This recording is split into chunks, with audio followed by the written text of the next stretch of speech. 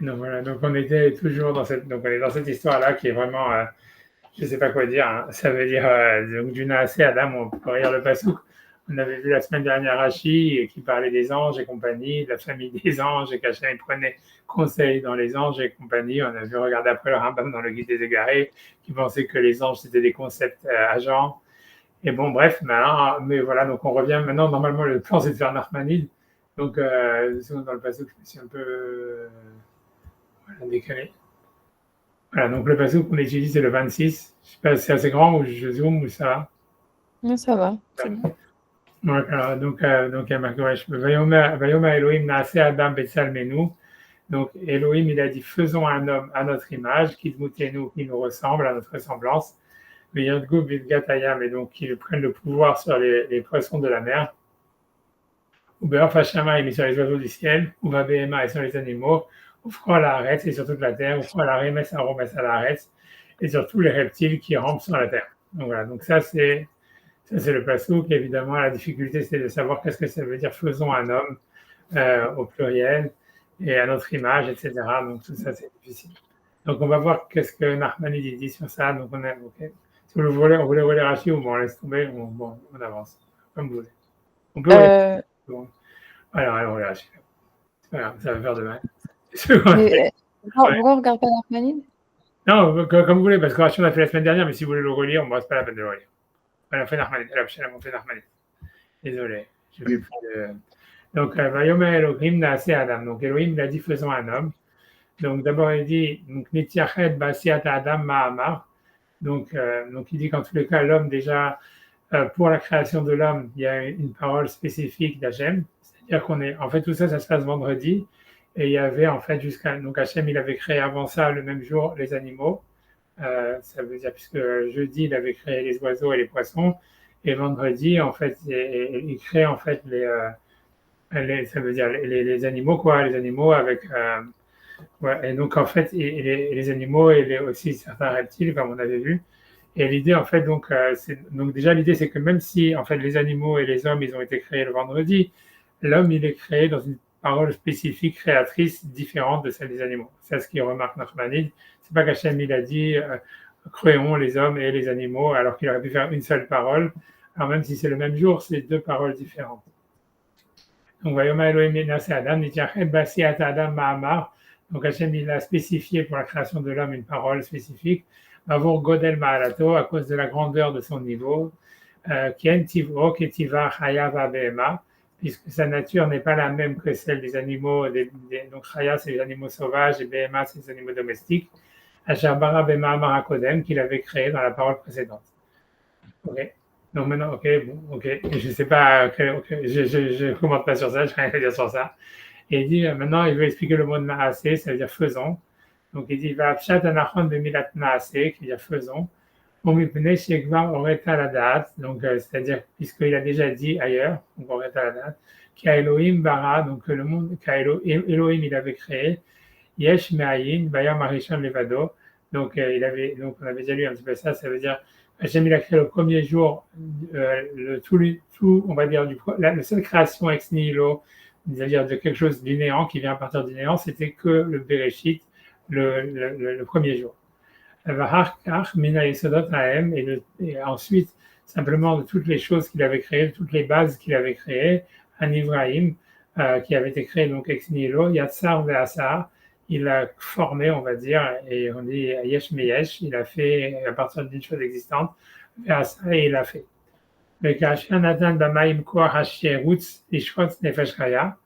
Donc, comme quand par exemple il a donné dans l'eau l'énergie ou la force de la.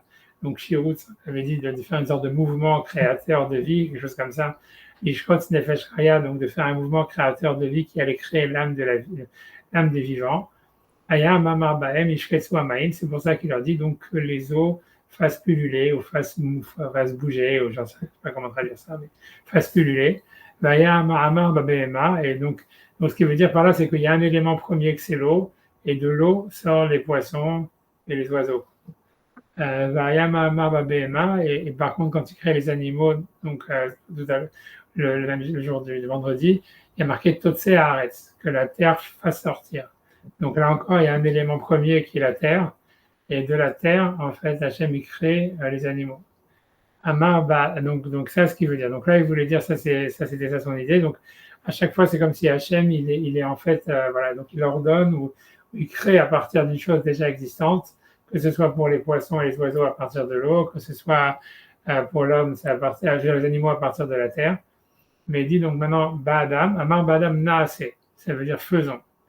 Kelomar, donc on avait vu un petit peu ça, Naase, Kelomar, Ani Vaaretz, Aniskeret Naase Adam. Ça veut dire moi et la terre qui a été mentionnée, faisons un homme. C'est-à-dire comme si on avait vu donc que le Ramban il veut expliquer que c'est comme si Hachem il se mariait avec la terre, si on veut, en créant l'homme. Ça veut dire comme si. Non, je crois pas qu'on l'ait vu.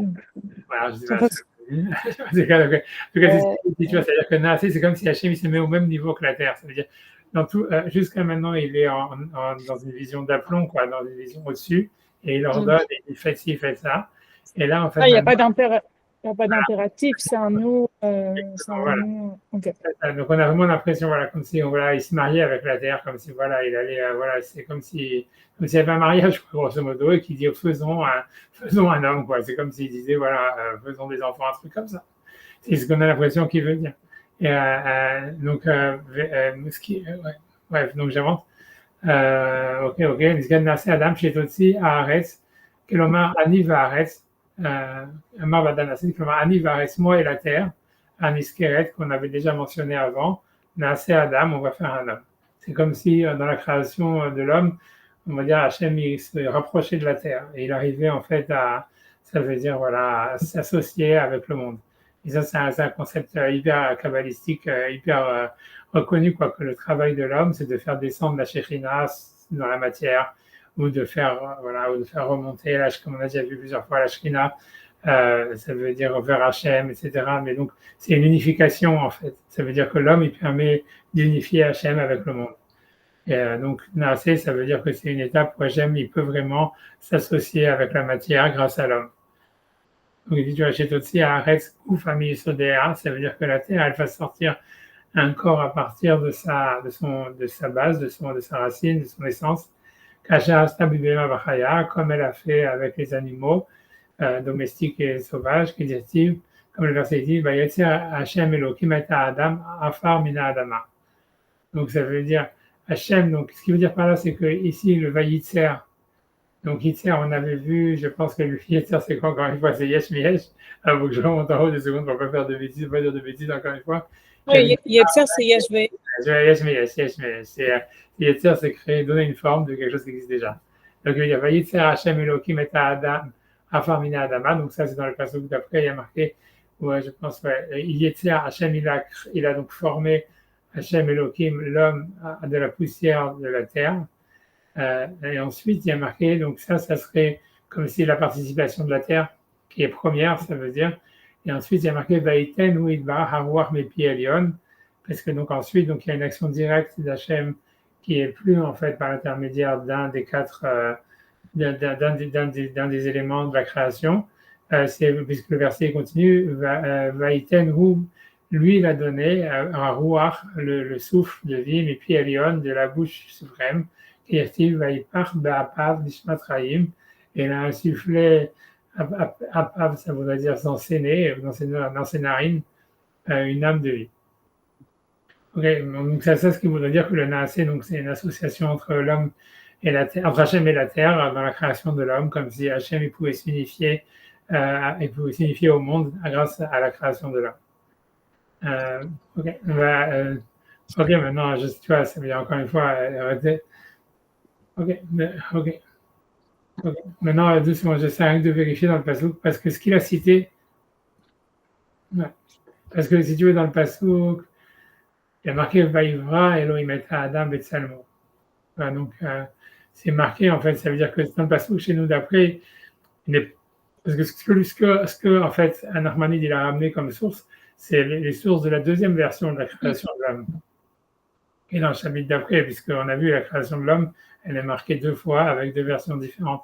Et ici, en fait, donc chez nous, en tous les cas, dans le passage chez nous, il n'y a pas mention vraiment de tout ça. Il y a marqué juste Vaïvra, en tous les cas, qui voudrait dire que c'est Yesh Me'ayin. Tu vois, Vaïvra, Elohim et Adam, Betsalmo, Betsalem Elohim, Baraoto, Raon Keva, Baraotam. Et en fait, on n'a pas l'impression. Ça veut dire que là, en fait, la terre, elle n'est pas vraiment mentionnée ici. Ça veut dire que tout ce qui est, ça veut dire que ce que la terre, elle fait sortir l'homme, c'est-à-dire, je veux dire simplement deux mots, ce que je veux dire, c'est dans le verset, quand il parle des animaux, Vayomer Elohim Totsi Atotsi Haaretz Nefesh Chaya. Ça veut dire, quand on parle des animaux, on dit que la terre fasse sortir une âme vivante, les minas par rapport à leurs espèces, Brahma, Varema, etc. Ensuite, on te dit, Elohim, il a fait les animaux, blablabla. Ok, ouais. C'est vrai que c'est pas mentionné. Ok, on comprend qu'a priori, c'est sorti de la terre. Ici, tu vois ce que Nachmanide dit, a priori, tu vois, c'est un chidouche, c'est-à-dire que le naasé, c'est sur la terre, il n'est pas mentionné explicitement dans le verset. Tu vois, c'est parce que veut dire ça fait référence au verset d'avant. Et surtout qu'en plus, dans la suite, tu vois, il n'est pas du tout mention de la terre, tu vois. Et ce qui est super bizarre, c'est que c'est dans la version 2, tu vois, c'est assez cool, on peut regarder ces versets que Nachmanide lui-même il a cité, que c'est la version 2, donc je suis obligé, je scroll. Peut-être pas attends, a raison, mais je scroll. Excusez-moi. Voilà. Hmm. C'est avant, non? Ouais, c'est 19, ouais, 19 ou ouais. Vaïtser et Hachem Elohim. Donc là, on ne parle plus de Vaïvra. Tu vois, dans le chapitre de Shemot, il a créé, on a l'impression que c'est du néant. Ici, il y a marqué Vaïtser, c'est créé, donc c'est formé à partir de quelque chose. Mina Adama, donc là, c'est clairement marqué de la terre. Kol Chad Sadeh et Kol Vajamaim, Vayavé et Adam. Donc là, c'est que pour les animaux, mais pas l'homme. Et c'est bon. Non, parce que je pense que c'était avant le Passo qui ramène. T'as raison. Voilà, où est-ce qu'il est, donc c'est avant les fleuves. Ah, Vaïtser Hachem Elohim et Adam. Afar Mina Adama, c'est pas la 7. Ça veut dire il a créé, donc c'est le mot Vaïtser Hachem Elohim. Donc déjà, il y a l'apparition du nom Kevavke que jusqu'à maintenant, il n'avait pas apparu. Et Adam, donc ça veut dire l'homme, Afar Mina Adama, la poussière de la terre. Et par Papa Mishmat Rayim, et il a insufflé en lui une âme de vie. Veillez Adam et Nefesh Raya, et l'homme est devenu une âme de vie. Et voilà, donc, Mais c'est bien, Ein Yesh Mi Yesh. ici, c'est ça l'histoire, c'est qu'en fait, il y a deux choses qui sont dans la deuxième version qu'il n'y a pas dans la première. C'est que ici c'est marqué Vaïtser, alors que chez nous, il est marqué Vaïvra. Et donc, ça, c'est déjà chose. Et ensuite, chez nous, en réalité, dans le premier passouk, il n'y a pas mention de la terre, en fait, explicitement, alors que ici, c'est marqué explicitement Afar Mina Adama, etc.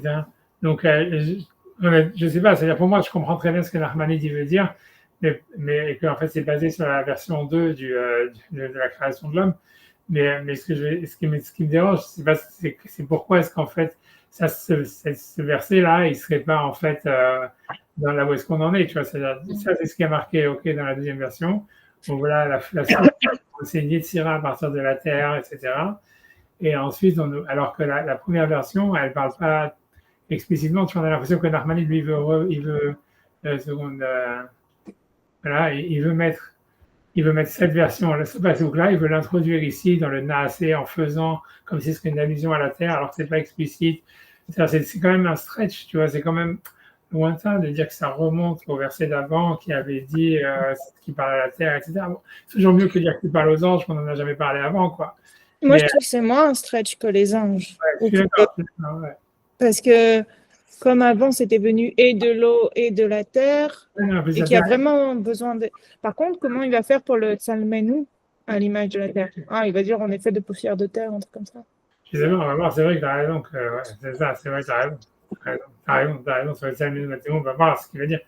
Mais pour moi, en tous les cas, ça reste quand même un problème. Ça veut dire, parce qu'il y a marqué Vaïvra et qu'en fait, la terre, elle n'est pas mentionnée dans la suite. Et tu vois, c'est comme si on a l'impression, en fait, qu'il y avait deux. Non, mais il dit, lui, le Naasé, il est sur le corps et qui fait un truc, enfin, qui fait appel avec la terre, qui est fait de façon conjointe avec la terre, et le Vaïvra, il est sur le roi. Sur le roi, ça aussi. Ok. Enfin, je sais pas, moi j'ai l'impression qu'il. Ouais, peut-être mais ça reste quand même bizarre. Enfin, quoi qu'il en soit, c'est bizarre. Pourquoi est-ce qu'il y a deux versions, etc. Mais bon, ok. Moi, je trouve ça moins étrange que les anges. Désolée, Oui, l'explication de. non, c'est sûr, c'est moins des danses que les anges, mais c'est plus, on va dire, ouais, je suis d'accord. Ok, donc on va voir maintenant ce qu'il va dire sur Salmeno.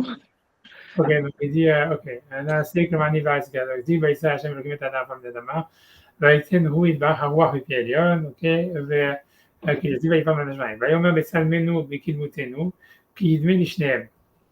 Ça veut dire que Hachem, l'homme, il ressemble aux deux, il ressemble au père et à la mère, quoi. Il ressemble à Hachem et à la terre. Qui yidmeh לשניהם, ומת קונת גופו לארץ. Ça veut dire dans la manière dont son corps et ça veut dire matkonet, je sais pas comment traduire ça. Truna, c'est la technique, la structure de son corps. Il ressemble à la terre. Asher Lukach Memena, d'où est-ce qu'il a été pris? Veidme Baruach, mais dans l'esprit, voilà, dans l'esprit, dans le souffle, il ressemble au Elyonim, au monde supérieur. Shena Gouf Velot Hamut, puisque c'est pas un corps. Le Ruach, il n'est pas un corps et il est éternel ou quelque chose comme ça. Donc c'est ça ce qu'il voudrait dire. Enfin, ok, ça veut dire le corps, lui, il est Betselem. Les deux, ils sont Betsalmenu Kidmutenu. Ça veut dire le corps, il est à l'image de la terre, donc il est poussière, il retourne à la poussière, etc. Et le Ruach, lui, en fait, il est à l'image du divin, etc. Donc il est éternel. C'est ce que lui voudrait dire. Ouais, c'est ok, j'en sais rien, je vais pas épiloguer là-dessus. Ça veut dire, parce qu'en fait, on a l'impression, selon ce qu'il dit, ça veut dire, s'il y a une remarque à faire, c'est selon ce qu'il dit, l'homme, il était mortel depuis le début, quoi. Et ça, dans le Passouk, ça veut dire dans l'histoire, on n'a pas l'impression que c'est le cas, puisque Hachem lui dit le jour où vous allez en manger, vous allez mourir. Et on a plutôt l'impression qu'Hachem, Adam, quand il avait été créé, il aurait dû être éternel, quoi, même d'une manière corporelle, quoi. Mais bon, je veux dire, je comprends que c'est Oui, mais je trouve que ça se contredit pas parce que en fait, le roi, quoi qu'il arrive, il va rester, il va pas partir. ouais, Tandis que le corps, une fois qu'il sort, une fois qu'il sort du jardin d'Éden, ben, c'est l'endroit. Enfin, je sais pas comment dire. C'est comme si c'était une propriété liée à l'endroit et qui. ouais, je comprends ce que tu veux dire. Tu veux dire, en fait, le souffle il est éternel. À la base, le souffle, comme il est éternel, il pouvait maintenir en vie le corps éternellement.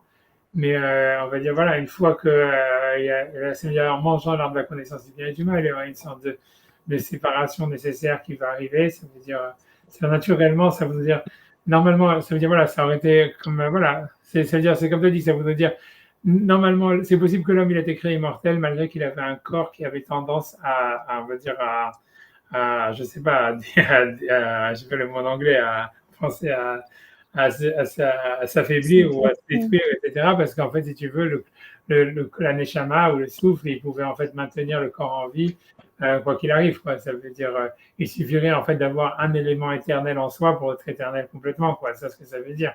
C'est-à-dire, puisque le corps, si en fait on explique que le corps et l'âme, ils étaient en fait liés, etc., d'une manière différente, on va dire, avant la faute, ça, voilà, ça suffit en fait de dire que même si le corps à la base, il avait une tendance ça veut dire c'est pas à se détruire, puisque la Terre, on peut dire aussi que pas nécessairement être détruite, mais ça veut dire, en tous les cas, à changer de forme et à se décomposer, on va dire, voilà, se désintégrer.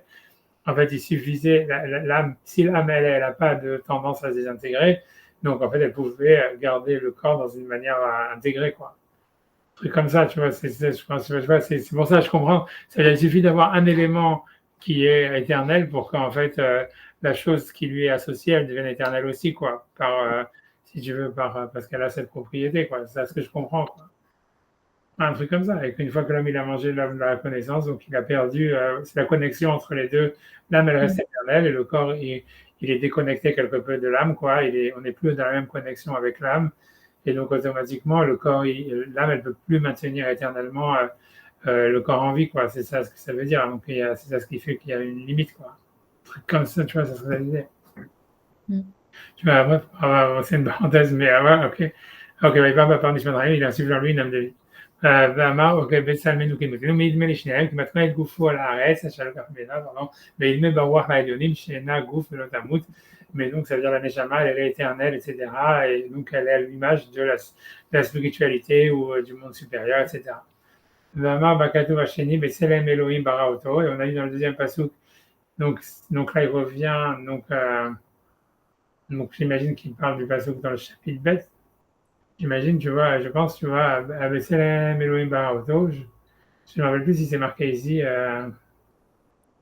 2 secondes, 2 secondes. Non, c'est juste après. Betselem Elohim Bara Oto, ouais. Et ensuite, il y a marqué Bara Otam.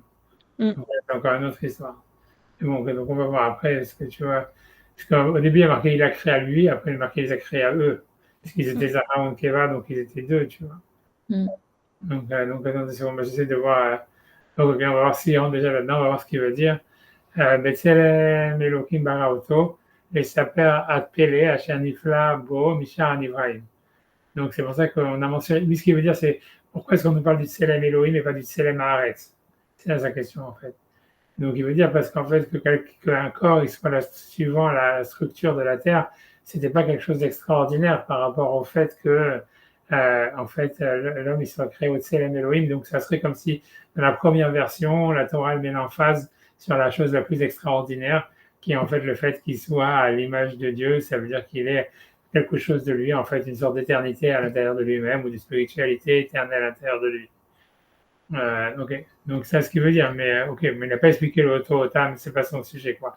Mais ce qu'il voudrait dire, en fait, c'est pour ça que dans la première version, la Torah, comment dire, elle s'est concentrée sur cet aspect du Tselem Elohim plutôt que du Tselem Haaretz, et que dans la deuxième version, on va plus nous parler du Tselem Haaretz. Ok, il dit Vezeb Shata Mikra, Azé, Matsati, la Rav Yosef Akimchi. Donc il dit que cette explication, il a trouvé dans un livre de Rav Yosef Kimchi. Je ne sais pas qui c'est, bon, bref, tu vois. Vehu Anira, Mikol Masher Shvubo. Et il dit, c'est ce qui me semble l'explication qui lui paraît la plus probable de toutes les autres explications qui ont été données avant. Et ensuite, il dit au Pirush Selem Kemotoa. Donc, ok, donc maintenant, il va expliquer c'est quoi le mot de Selem. Ça veut dire. Donc, ok, donc on va voir ce qu'il va dire. Donc, dit Selem, c'est comme Toar. Maintenant, c'est quoi Toar? C'est difficile déjà. Tu vois, ça veut dire aspect, on va dire. C'est très difficile comment dire, à traduire. Même le mot, tu vois, Toar, ça veut dire dans la Torah. Tu vois, tu vois, quand on dit, par exemple, tu vois que sur les Imaot, on dit Yefat Toar, Yefat Maré. Tu vois, donc on dit par exemple, on dit ça sur Rachel, on dit ça sur tous, sur Rivka, la paracha de la semaine, et ça veut dire, mais je sais même pas comment est-ce qu'ils traduisent ça, tu vois, si tu veux. Je sais quand Rachid dit. Ah oui, il disait belle d'apparence et d'aspect, mais Voilà, c'est ça. Qu'est-ce que ça veut dire? Je sais pas. C'est la traduction de Rachid de mes souvenirs, mais. Ouais, c'est la chose qu'on invente toujours, tu vois, c'est pas de Torah, elle va te marier, comme ça veut dire, c'est pour ça, mais si Rachid veut dire la même chose, mais c'est pour ça quand Ramban il dit oui, Tselem, ça veut dire Torah, c'est une occasion, mais ça veut dire pas Torah, tu vois. Tu vois, et ça veut dire, et après, donc je sais pas, tu vois, on va voir comment ils ont traduit en anglais, c'est Torah. Ils ont traduit, c'est bon, apparence, tu vois, et ça fait, tu vois, bref, tu vois, ça veut dire, je sais pas, tu vois, ça veut dire, ok, on va garder ça, je sais pas, ça veut dire, ok, donc il dit, lui veut dire, ok, mais Tselem, donc lui veut dire, parce qu'après, c'est quoi la différence entre Dmut et Tselem? Alors, plus Tselem ou Kumot Torah, donc lui veut dire que Tselem, ça serait comme l'aspect, et donc il y a un manapasuk dans Daniel, Tselem Anpohi Ishtani, ça veut dire l'aspect de son visage avait changé. J'imagine que ça parle du roi quand il a un rêve et qu'il a peur. Et donc, ça veut dire en fait que son visage, son expression du visage, elle a changé. Donc voilà, ensuite, c'est pas un autre passouk dans Tehillim qui est difficile ça veut dire, que je ne sais même pas ce qu'il veut dire, mais il dit Ach Betselem Italeh riche. Ça veut dire l'homme dans la forme, on peut regarder des secondes, je sais pas si je vais essayer de cliquer parce que ça m'intéresse de savoir ce quoi ce passouk. Seulement dans. Voilà, tu vois, ça c'est un passouk dans Tehillim 39. Et je ne sais pas du tout. Je sais pas vraiment ce que j'ai jamais compris ce que ça voulait dire. Hein. Moi, je me dis, c'est pas l'occasion de voir ce que ça voulait dire. C'est même dans le passage où on passe Arc Betselem Italerish, Arc Evel Yemen, et eux, ils ont traduit comme ça c'est hélas, l'homme erre comme un fantôme. Hélas, il fait un vain bruit, il cumule les richesses sans savoir qu'il les recueillera. Et ça veut dire Arc Evel Yemayun, ça veut dire. Okay, donc, mais ils n'ont pas traduit le Arbetselem. Ils ont traduit le Tselem comme un fantôme. c'est ce qu'ils ont Bethléem, ils ont traduit comme un fantôme. Mais si on peut regarder qu'est-ce qu'il dit, c'est sûr, c'est bizarre, tu vois, c'est pas ça. Je sais pas, les gens peuvent regarder. Hein, Je savais même pas qu'il y avait fantôme, le concept d'un fantôme. C'est la première fois que je vois.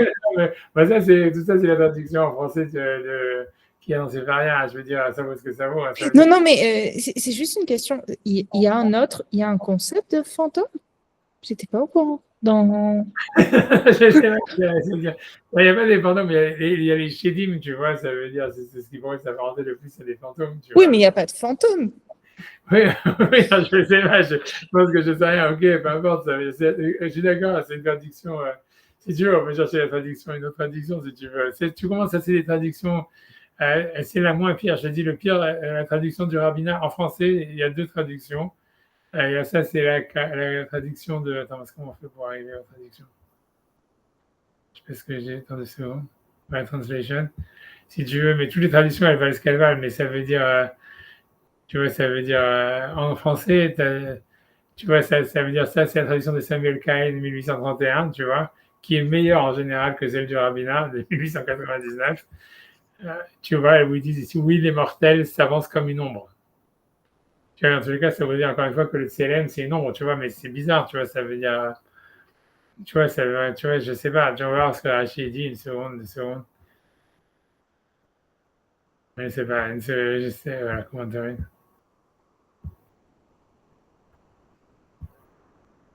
Alors, Bethselem. Donc, Rachid dit que Bethselem, ça veut dire Rocher. Ah ouais, ok. Tu vois, parce qu'il dit, je vois pas le rapport exactement, mais Pirchot Dounash, donc Dounash, c'était c'était un dictionnaire sur lequel Rachid s'est basé. Je crois que c'est celui qui a écrit un des piyutim, là, j'ai oublié son nom. Bref, tu vois, j'ai oublié c'est lequel. Que les gens lisent le Shabbat. 2 secondes, c'est pas grave. Je vais pas le retrouver, je vais le chercher. Bon, bref, n'importe. Euh, j'ai oublié. Bref, j'ai pas envie. C'est pas grave. C'est bon, ouais, c'est pas grave. C'est pas qui je mets un Shabbat Kaishmereni, mais attends, bref, ouais, c'est pas grave. C'est Nagila Alléluia, je crois. Hein, je crois. Hein. Bref, peu importe, c'est marqué dans les Sidourim. En tout cas, c'est un très ancien, c'était un auteur qui était avant Rashi, qui en fait, si tu vas voir Rashi, Rashi c'est basé sur des dictionnaires. Et en fait, il y avait 2 dictionnaires qu'il avait, c'était Dunash, et l'autre, c'était Menachem Ben Sarouk. Et donc, quand il veut expliquer les psukim, c'est comme les mecs qui font leur thèse, là, qui ont des gros dictionnaires. Il avait ce dictionnaire, et après, il essaye d'expliquer avec ce dictionnaire. Donc, voilà, donc il dit Arbe Rocher, donc il dit, donc lui, il dit que Tselem, ça viendrait de Rocher, Yashud de Nash Hachon Salmavet. Tu vois, donc c'est de là où ils ont traduit le fantôme, tu vois, ça veut dire, parce que Salmavet, ça veut dire une ombre mortelle, une ombre mortifère, tu vois, c'est une contraction du mot Salmavet.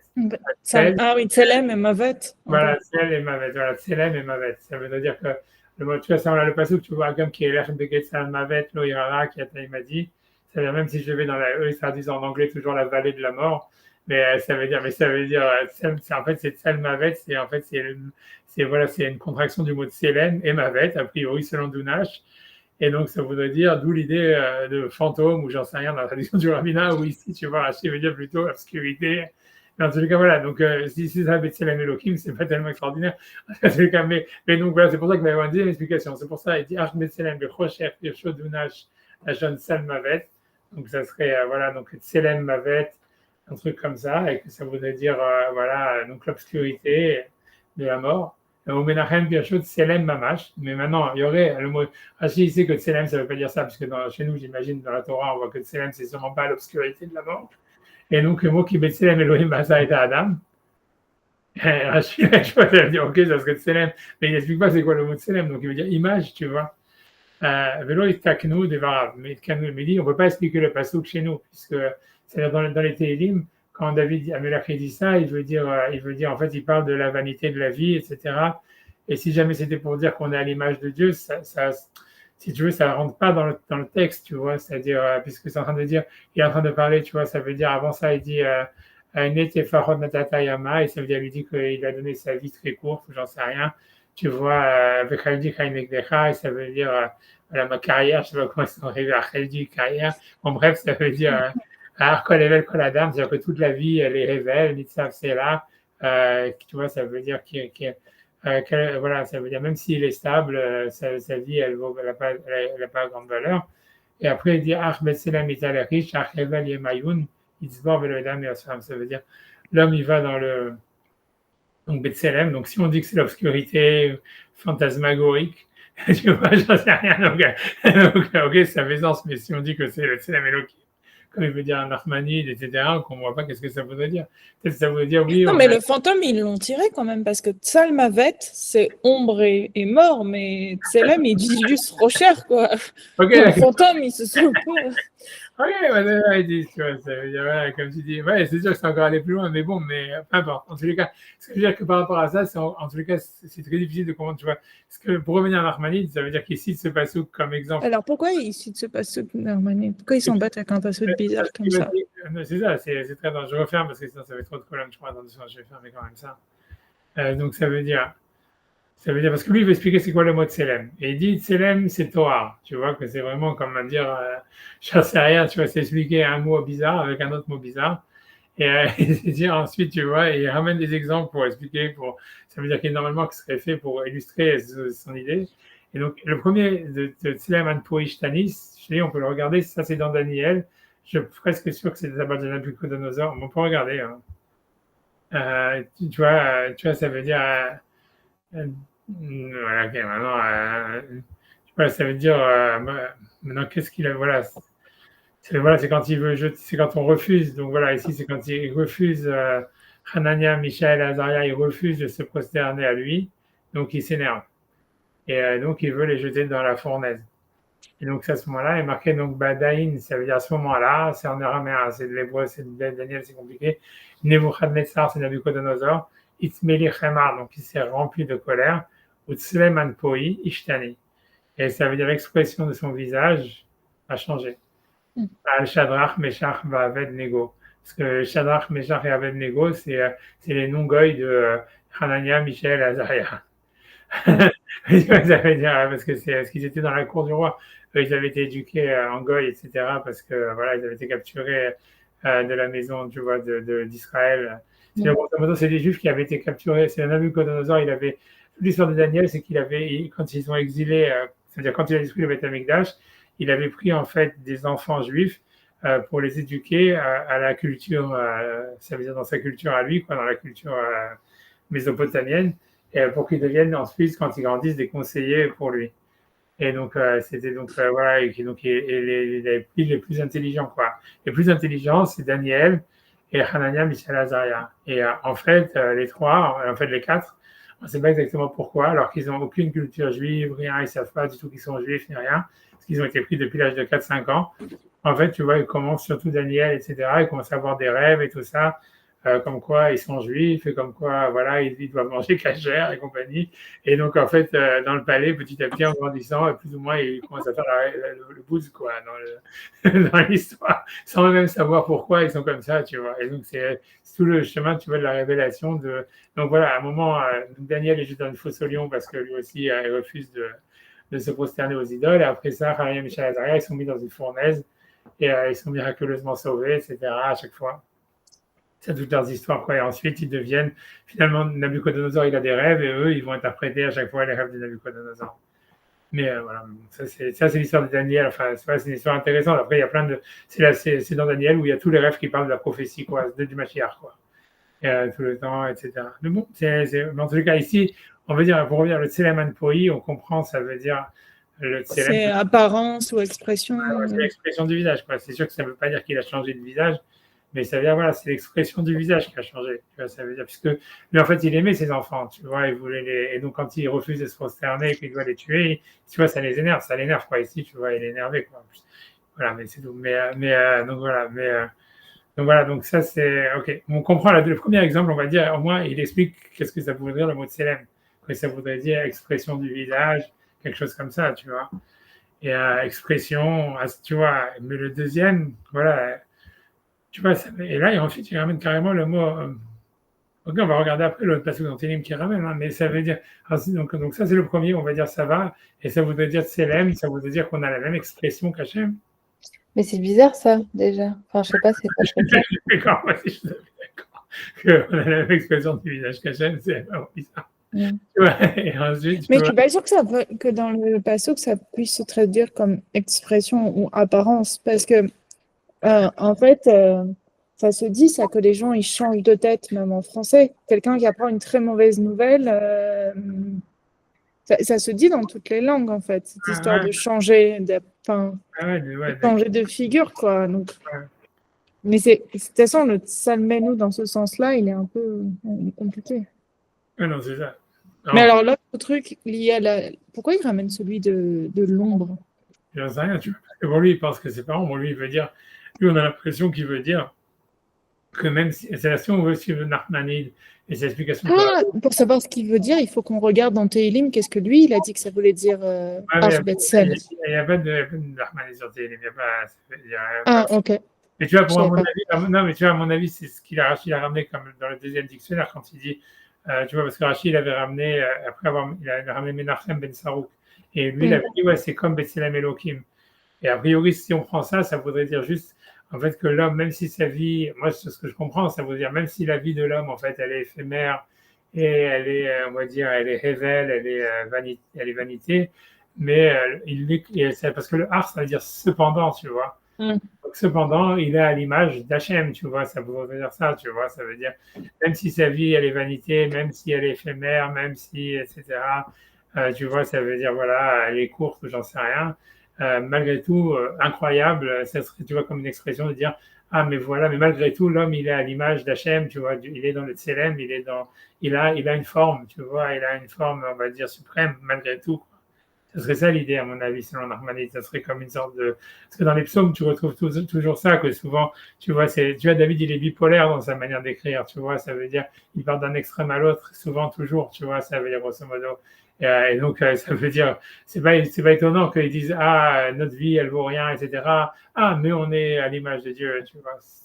Non, mais ça veut pas dire ça, parce que Arbetselem, c'est malgré le fait qu'on soit à l'image de Dieu, l'homme, il a l'air ish, Ouais, c'est ça, et malgré tout, quoi, quelque chose comme ça, mais ça serait en opposition.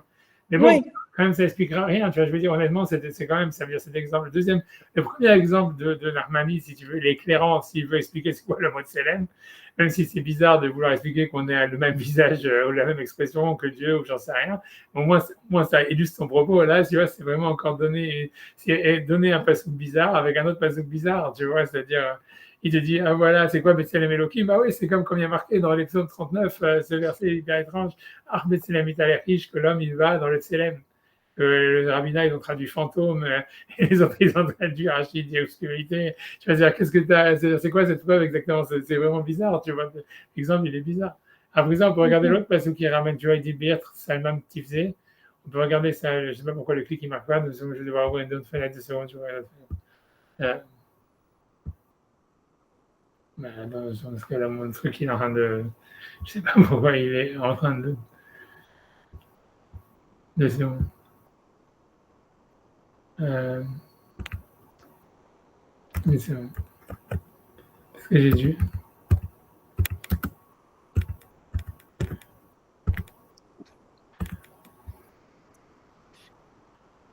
Il est en train de. Je sais pas, l'ordinateur, il est lent, je sais pas pourquoi. Je sais pas si c'est l'ordinateur ou si c'est. Je peux pas faire. Si je vais 2 secondes. Je ne rien. Désolé, hein, je vais essayer de regarder dans votre ordinateur. Si tu vois, c'était Ligne 73. Ah, ça y est, c'est bon, ça arrive. Ouais, non, j'ai parlé trop vite. J'ai cliqué sur le truc et ça, au lieu de.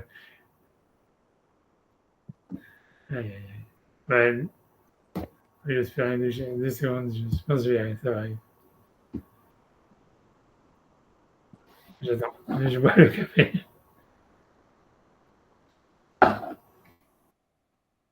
J'ose bien rien toucher parce que quand j'ai fait Reload, ça a fait encore plus ralentir le truc.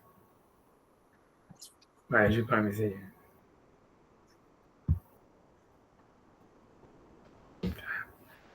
On peut avancer en allant voir. Je pense que c'est pareil. Je pense pas que c'est mon ordi. C'est pas grave, on te fait. Je dis encore une fois.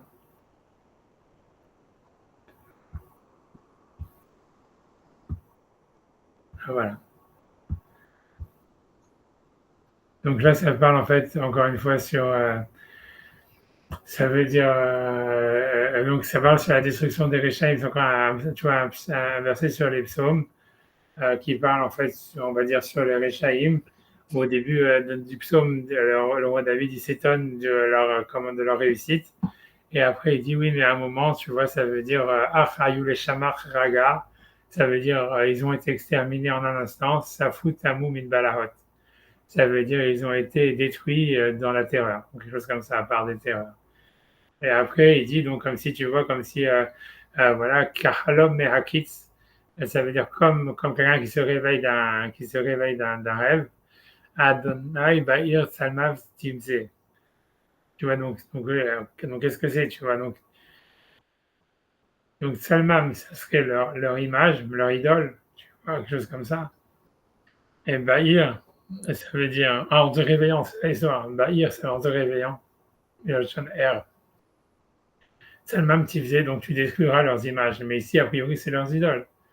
Tu vois, ça veut dire, on peut regarder Rachid si vous voulez. Des secondes.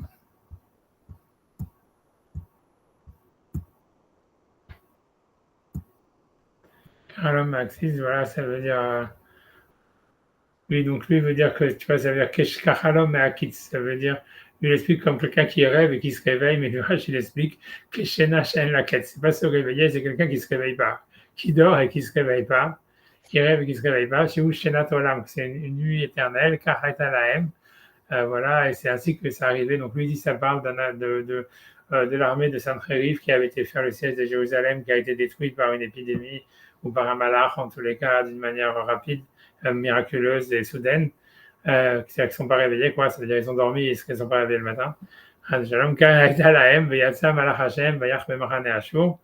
Donc Hachem, il a frappé le camp de Ashur.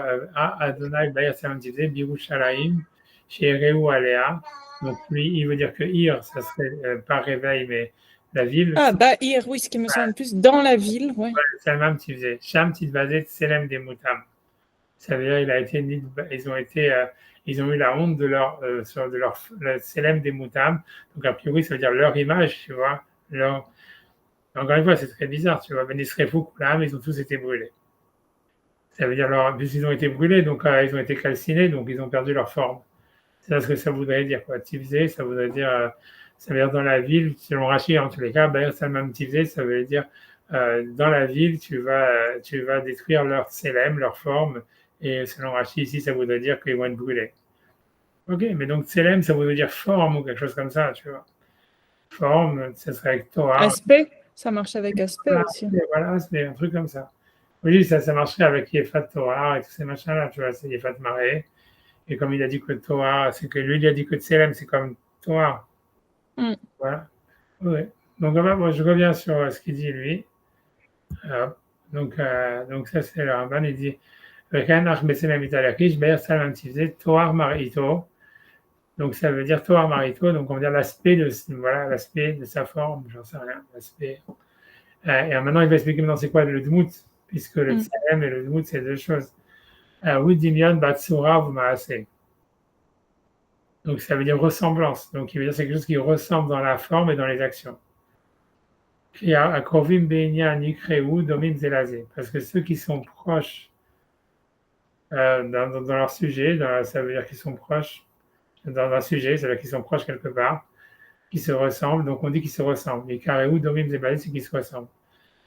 Donc ok, donc maintenant qu'est-ce que lui veut dire? Il dit Vene Adam Domé les Tartonim et l'Aïonim. Et donc l'homme, il ressemble au monde supérieur et au monde inférieur. Betoar Ve'adar, c'est-à-dire dans la forme et la gloire. Qui dit Vechavod Ve'adar Teatereu. Donc ça, c'est un passage aussi dans les psaumes qui dit que quand Hachem il a créé l'homme, il a couronné d'honneur et de gloire.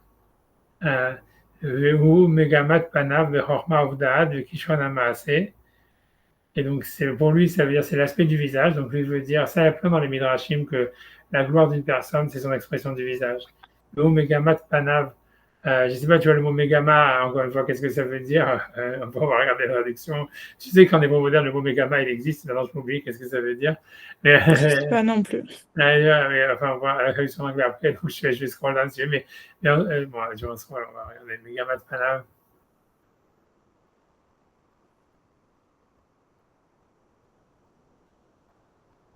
Les autres calls.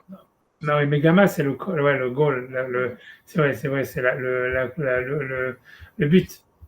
La Megamat Panav, ça veut dire, lui veut dire Megamat Panav, ça veut dire la gloire de l'homme, ça serait le but de son visage, dans la sagesse et la connaissance, de Kishron Amaase, et dans le fait de faire les actions droites, ou voilà, et de faire des actions, on va dire, cachères, des actions aptes.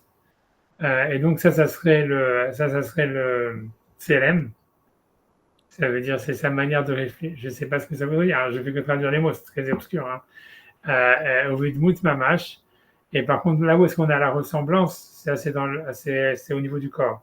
Ça veut dire que Betselem, en fait, on est Betselem par rapport à Hachem dans le fait ça veut dire qu'on a une capacité d'orienter nos actions quelque part ou d'avoir ce qu'il appelle le but de notre visage. Et le Dmout, ça serait en fait la ressemblance. C'est le corps qui ressemble à la terre. Benafshol Elionim, ou même non, même pas, il dit Shizme Goufol Afar, Benafshol Elionim. Ça veut dire que son corps, il ressemble à la terre et son âme, elle ressemble au monde supérieur. Donc il y aurait une ressemblance. Alors, Oui, c'est pour ça qu'il a le dmout. ouais, ouais. Le Dmout, il va des deux côtés. Ça veut dire. Il a au pluriel aussi. Ouais, c'est ça. Il y a les deux voix des deux côtés, mais c'est vraiment pas clair. Le Dmout, on pourrait comprendre, voilà, qu'on a quelque chose qui nous fait ressembler au monde supérieur, au monde inférieur, que notre corps, en fait, il ressemble à la matière, etc., etc. Et notre esprit, on va dire, il est éternel, notre neshama, il est éternel, etc. Mais après ça, le tselem, c'est beaucoup plus obscur, hein, pour dire. Alors, ça veut dire, qu'est-ce qu'il veut dire, tu vois, le tselem, etc. Moi, tu vois, tu vois, dans Maïmonide, il y a dans le guide des gars, si ça vous intéresse de regarder, lui, Ah oui, ouais, d'accord, ok. Le mec, il a un téléphone club, ok, d'accord. Donc, maintenant, il faut regarder, tu vois, c'est comme, alors là, maintenant, ok, maintenant, il faut que je trouve. C'est le Rambam, il a, qu'est-ce que c'est Tselem et Dmout, et ça veut dire, je vais essayer, hein, une seconde, je vais, encore une fois, une seconde, ok, donc je vais essayer, je recherche, hein, je fais Tselem et je vais, essayons déjà que l'ordinateur, il soit truc, et après, si je fais dans 2 secondes, il faut que j'aille dans Jewish Thought, et après, je fais guide des égarés, et puis voilà. 1 seconde.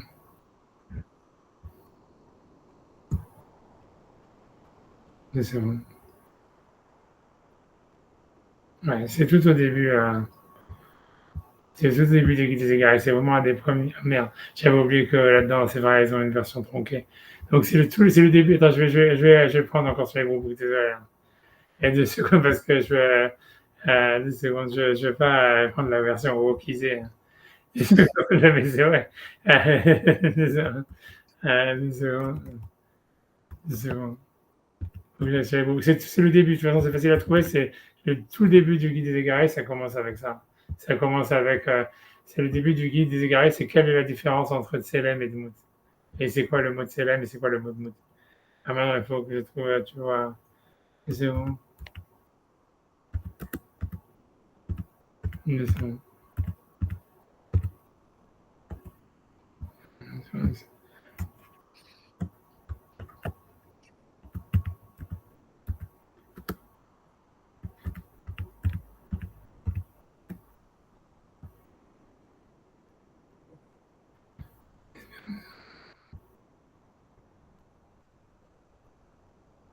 J'ai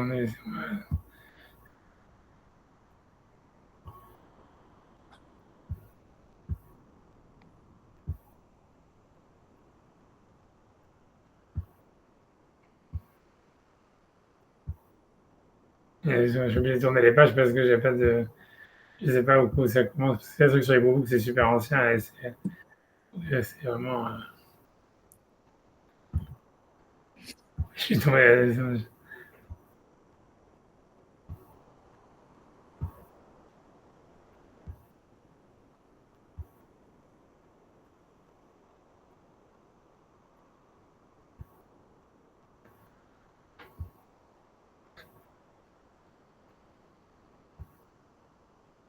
C'est un masque que je suis en train de. Je sais pas où si je suis dans l'introduction.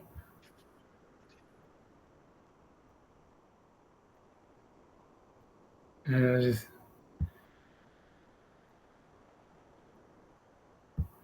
J'étais dans l'introduction.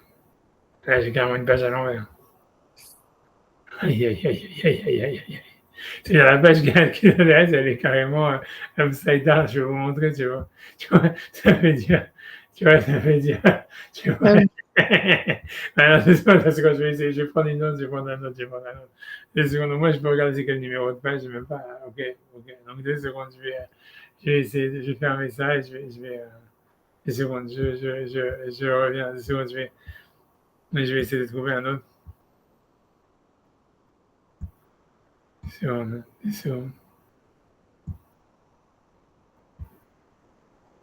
Non, désolé, c'est ça le problème. Alors qu'avant, c'était pas comme ça. C'est juste que c'est Faria qui a complètement. Je peux vraiment pas lire ce qu'ils disent là-bas. Après que j'ai vu qu'ils ont vraiment, ils ont changé des trucs. Mais qui est responsable de Sepharia? Ça, c'est même pas, je pense pas que c'est des juifs. Honnêtement, moi j'ai l'impression plein de fois en fait, quand tu utilises beaucoup ces Faria, tu vas plein de fois après, tu reçois plein d'invitations sur des séminaires pour se convertir au christianisme, etc. Ah bon? Et je pense, ouais, ouais, c'est des trucs en fait, c'est pour ça en fait, à mon avis, c'est des missionnaires. Mais tu vois, il y a des fonds, des fonds, ça veut dire, voilà, c'est tout, qu'est-ce que je te dis, tu vois, à mon avis, c'est ça, moi, c'est ce que je crois. Et, Ouais. et en fait, tu vois, et j'arrive, hein, j'essaye de, là, c'est encore une édition encore plus ancienne, mais j'espère que, mais je vais quand même essayer de trouver que ça soit lisible.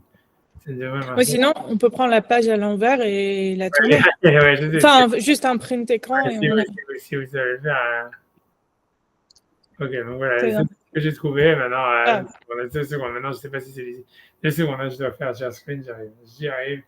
Je vais essayer aussi, moi, je ne suis pas très doué dans ces trucs-là. J'aurais pu faire mieux. Ouais, je pense que c'est ça. Voilà, je peux zoomer aussi après, si c'est pas assez grand. De toute façon, ce qui nous intéresse, c'est le texte central. Donc voilà.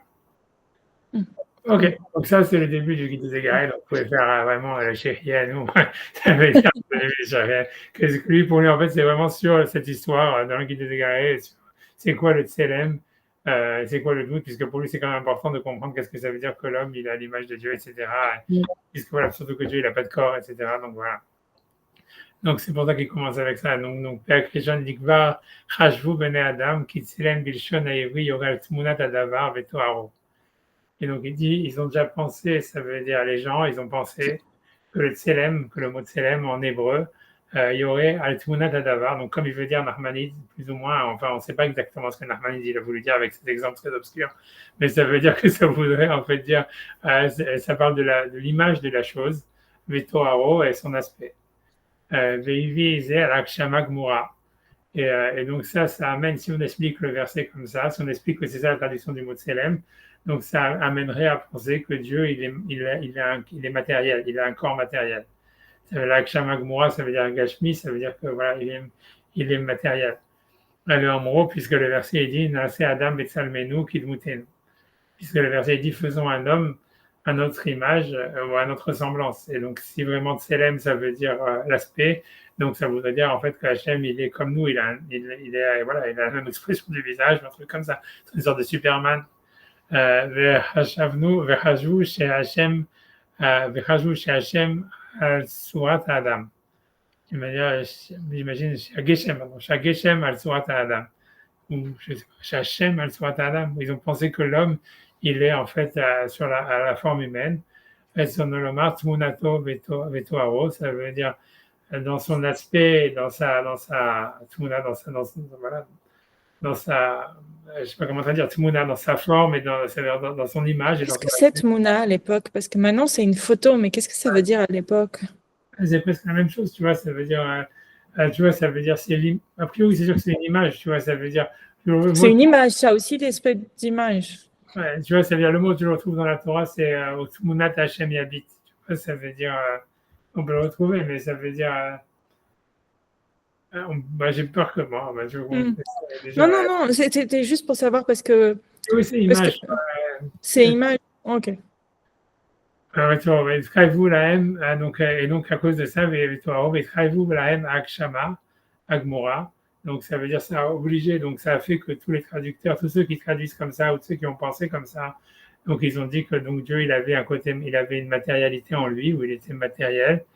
Ve'eminuba, et donc ils ont cru en ça. Ve'raouch shehem im yifaredu mizot haemuna. Et donc, ils ont pensé, j'imagine, vers où, j'imagine, je sais pas, je trouverai notre toujours. Ça, c'est vraiment, je peux trouver mieux que ça, mais bon, je vais pas commencer à chercher maintenant. Ça veut dire vers où, j'imagine, vers où, Shem, Imi, Fredou, Mizot, Emuna. Et ils ont pensé, on va dire, que s'ils se séparaient de cette Emuna, comme quoi Dieu, il avait un corps, Yarzivu, Aktuvim, ça veut dire c'est comme s'ils allaient contre la Torah, contre ce que le verset disait, puisque Dieu, Hachem, il a créé l'homme à son image, donc ça veut dire que nécessairement, vice-versa, Hachem, il est à l'image de l'homme. Vegam yasimu Hachem nehedar, imlo yeguf baal panim veyadaim. Et donc pour eux, si en fait Dieu, ça serait quelque chose, ça serait du néant, s'il n'avait pas de corps, et s'il n'avait pas de visage, veyadaim, j'imagine, et des mains, kemotam comme eux, Bitmuna dans son aspect au Betoa. Ça veut dire donc eux ils ont dit en fait que Dieu il devait être comme un homme, grosso modo. Et là chez Yoter Gadol, Yoter Bahir. Simplement ils pensaient que voilà Dieu pour eux Dieu c'est quelque chose qui est comme un homme, mais un surhomme qui est plus grand et plus éclairant. Les fils Varatam, selon leur logique. Je sais pas quoi, Mais il exagère quand même, ils n'ont jamais dit ça. Non, non, si, pourquoi ça veut dire, ça te paraît étrange de penser ça, mais en fait, avant Maïmonide, tout le monde pensait ça, et grosso modo, c'est-à-dire que quand Maïmonide, il a dit Dieu, il n'a pas de corps, ça a été vu comme quelque chose, tu vois, qui était révolutionnaire. Ça veut dire, une des raisons pour laquelle, tu vois, ça veut dire qu'ils ont brûlé le livre de Maïmonide, tout ça, c'est parce que lui, il disait que Dieu n'avait pas de corps. Si tu veux, je peux te montrer même, tu vois, ça veut dire, tu vois, si tu prends dans le Ravad, qui est le Rav tu vois, des juifs du sud de la France, j'ai oublié le Posquires et tout ça, ça veut dire de Provence, tu vois, qui était un contemporain de Maïmonide et tout ça, qui a écrit qui a écrit sur le Yad HaChazaka, qui a écrit les Hasagot à Ravad, quand Maïmonide il dit dans le Mishneh Torah que Dieu il a pas de corps et tout ça, et qui dit que si quelqu'un pense que Dieu il a un corps, je crois qu'il a pas de règle dans le Lamaba et tout ça. Et lui, il dit là-bas, le rabbin, il dit, mais d'où est-ce qu'il sort un truc pareil? C'est marqué nulle part et tout ça, etc. Et moi, je sais, tous mes rabbinim, ils pensaient que Dieu, il avait un corps. Et on ne peut pas dire qu'ils n'ont pas de règle dans le Lamaba, etc. Et lui, d'où est-ce qu'il sait qu'il n'aurait pas de corps? Tu vois, et ça veut dire. Ouais. Mais on dit, il y a la notion qu'il est infini, Hachem, non? Ça, c'est sûr que tu vois, après ça veut dire, si tu veux, ça veut dire que le fait de la non-corporalité de Dieu, honnêtement, si tu veux, on le doit beaucoup à l'islam, tu vois. Ça veut dire que c'est les penseurs sfaradim du Kalam sfarad qui ont été influencés par l'islam, à mon avis, tu vois. Je veux dire, quand ils voient, tu vois, ça veut dire qui ont vachement théorisé ça. Ça veut dire, si tu veux, je sais pas, tu vois, si tu veux, je vais te montrer par exemple.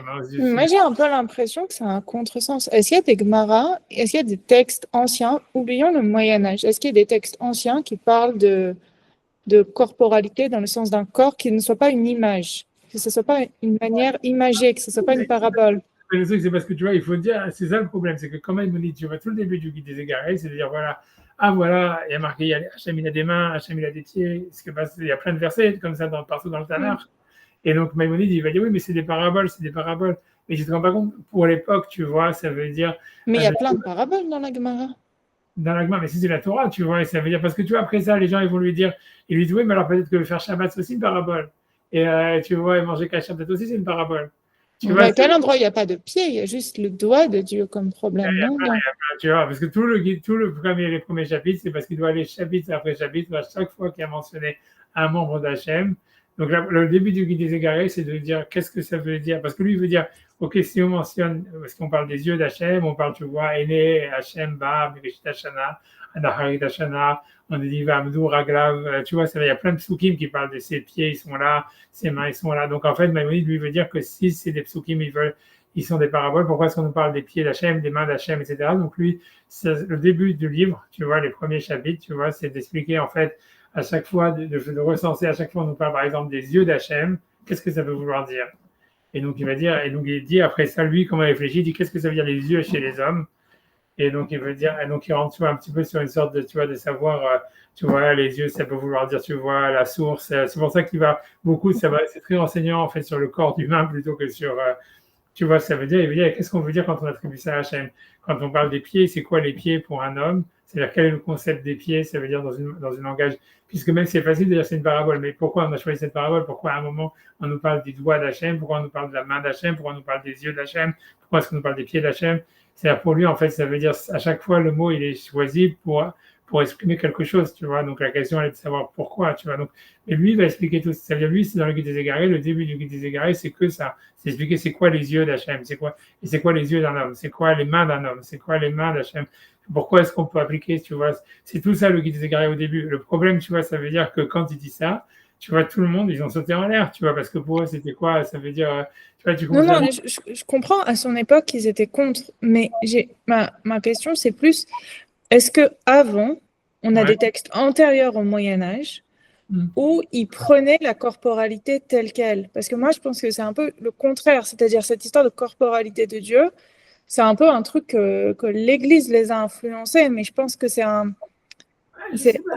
Je sais pas quoi Non, vraiment, on a l'impression, tu vois, ça veut dire, pour dire ce qui est vrai, c'est que, en fait, est-ce que tu vois un peu dans le Ravad et tout ça, ça veut dire qu'avant le Kalam, ça veut dire avant, ça a commencé, tu vois, c'est un peu avant Maïmonide, tu vois, ça veut dire, pour être mal, ça veut dire, je dis, il y avait un Rav Saadia Gaon, tu vois, c'était, mais tout ça, c'est des Ravanim séfarades qui ont grandi en terre d'islam, tu vois. Ça veut dire, c'est un fait. Maintenant, est-ce que et que tu vois, ça veut dire, ils se défendaient de l'islam, tu vois, mais pour eux, ça veut dire, ils voulaient justement expliquer, en tout cas, avant ça. Oui, mais Rav Saadia Gaon, il a grandi, si je ne me trompe pas, à une époque où l'islam était même pas écrit, en fait, c'était Voilà, bien apocryphe. exactement, parce que tu vois, ça veut dire, grosso modo, c'est encore tout ça le problème, c'est exactement comme le christianisme et tout ça, c'est-à-dire, il y a eu un moment où il n'y avait pas de différence, tu vois, c'est-à-dire qu'en fait, les gens, ça veut dire, comme ce n'était pas des religions structurées, tu vois, ça veut dire, le judaïsme, c'est une religion structurée, donc il y avait, tu vois, même Mohamed et tout ça, à un moment, lui, il croit qu'il est juif, si tu veux.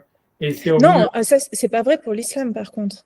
Parce qu'il va massacrer les tribus juives dès le début. Après, pas dès le début. Tu regardes dans le Au bout Coran. de 20 ans, quoi. Oui, mais c'est la mais les juifs vont jamais l'accepter, donc il y a toujours une différence. Tandis que... Mais ça veut dire que c'était dans un second sens. Tu vois. On voit bien que le Coran, en fait, c'est qu'un ramassis de midrashim, tu vois, plus ou moins transmis oralement. Tu vois, tu peux sourcer tout ce qui est marqué dans le Coran. Tu le ressources dans les midrashim facilement, tu vois, ça veut dire... Pas tout, hein.